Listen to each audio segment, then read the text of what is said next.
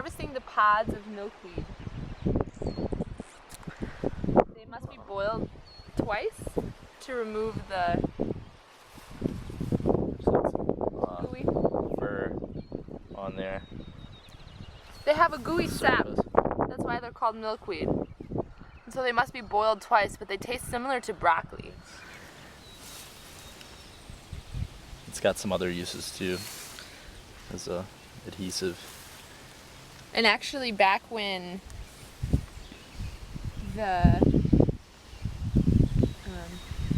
back in the time of Rosie the Riveter, the ladies would collect the milkweed pods once they mature and turn into there are this fluffy seed that is really good for insulation, and so the ladies would collect it and sell it to the airline pilots. Here is motherwort. It's good for during child labor for females to help relax the uterus.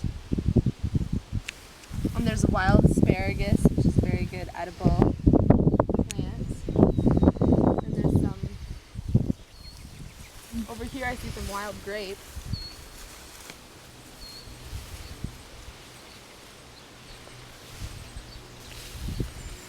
Good for making jam. We have some flowers, some soon-to-be flowers growing around our gooseberry plants that are loaded. Gooseberry is ready to ripen.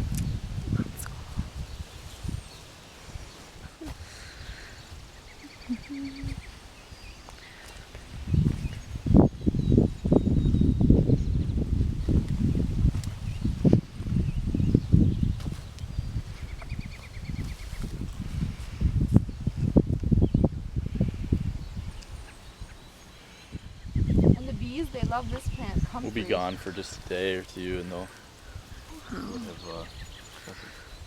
so much. Yeah, this plant, we actually use this for a lot of different things. We make fertilizer out of the leaves by putting them in a bucket and covering them with water, and they go through somewhat of a fermentation process that makes a tea from the leaves and utilizes all the nutrients that it brings up from the soil through its taproot that for this plant probably goes down quite a ways. Really helpful plant to have around. It's also very medicinal. They say it's a cure-all. We often put it in smoothies. It's good for the skin. We make salves with it. See, the bees love it. It's a loofah sponge. It's a type of gourd that vines, as you can see here. We're hoping to train it up this teepee.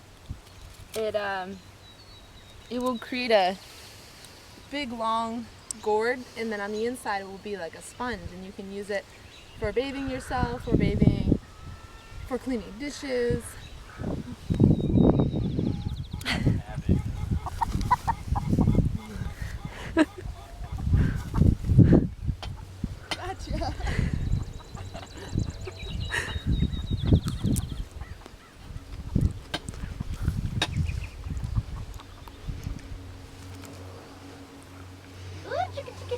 The chickens love this plant here. It's called lamb's quarter. I really love it as well, but the chickens quite fancy it. Did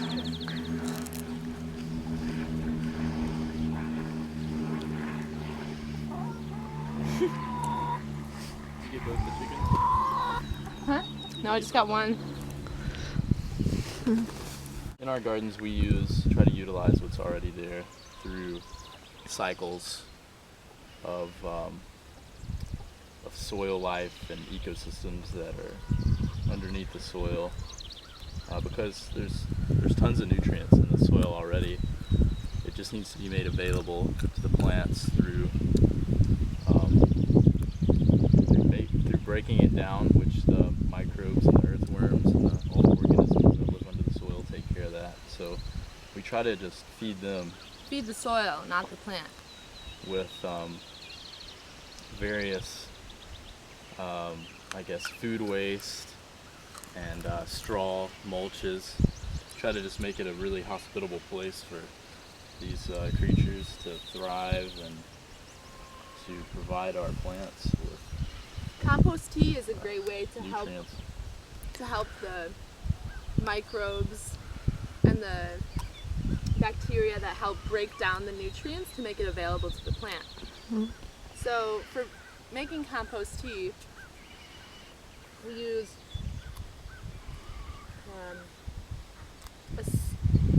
different proportions of compost, blackstrap molasses, You can use kelp meal, which a comes from lot the of seed. different things, but the main ingredients would be the compost, because it harbors all these beneficial microbes and bacteria, and then the molasses, which would be the sugars or the carbohydrates that the bacteria thrive on, and then you aerate it because you want to use the organisms that are used to living in the environment that the plants live in, which is aerobic, meaning that it has oxygen, that there's enough oxygen to support animals that need oxygen to live off of, like humans.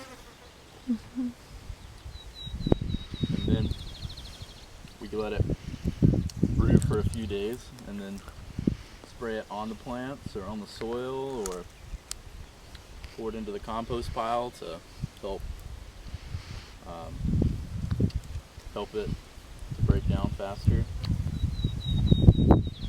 So yeah, it's kind of what we do to keep things growing here. These are peach trees. They've got little peaches on them. Somewhere over here. Little healthy peach. The straggler. These trees we put in last year. The peach trees have done really well. We believe they really like to grow in this soil. Peppers, there's some more kohlrabi and Watermelon. chard, and looks like those are Brussels sprouts, or yeah, I think those are Brussels sprouts. No, it's broccoli. Broccoli. And these will go in the ground probably in the next week, a lot of this stuff. Seeding the plants will actually grow better. Just sometimes with the amount of weeds that come up, it's easier to transplant rather than fight off all the weeds direct seeding. For some things.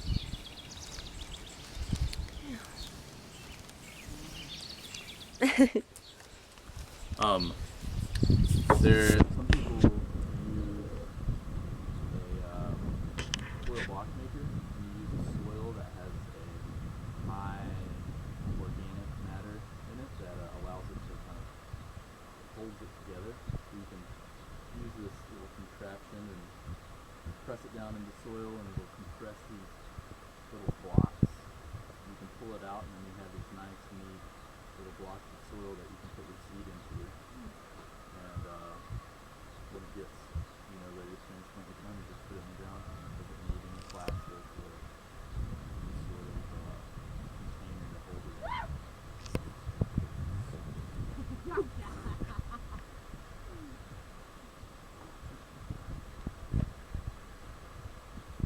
Now here we have planted some elderberries that grow in the wild, but and we want some to grow here too. You can see we've used like some cardboard here to suppress weeds, and then put mulch on top of that. So hopefully it'll take care of some of this grass. Over here we have blueberry set. It looks pretty good. And here we have a goji berry.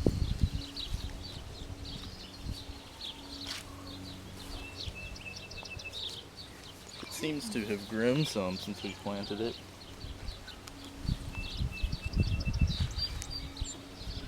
Oh, Joseph, look, this stuff has come up. Look how nicely you planted it.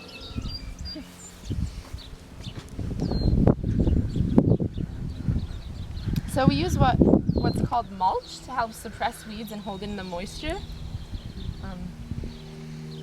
We have some quackgrass issues here, and so the mulch has really helped. You can tell if you pull back this mulch that underneath it, it's just stays really moist. That's really good for soil life. You can see that there's all kinds of like bugs and worms and